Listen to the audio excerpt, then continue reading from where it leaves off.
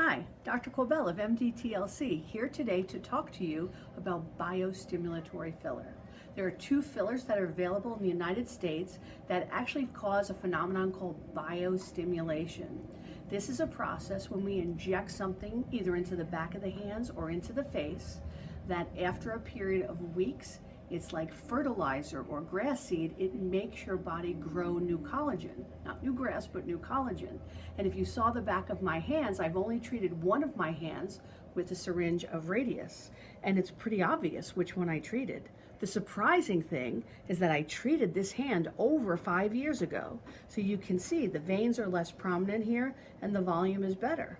Where on the untreated hand, the veins pop out and the hand looks older. Now, the filler is completely gone. The gel that we inject in the Radiesse lasts about a month or two.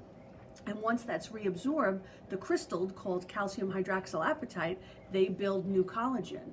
Now, although the crystals are completely gone because they dissipate in about a year, they've caused a long-lasting phenomenon in my body causing biostimulation. So over 5 years ago, I had the treatment. It's been gone for about 3, but I still have the effects of the filler lasting. So Radiesse for the back of the hands, a great way to go, and it's also appropriate for use in certain areas of the face.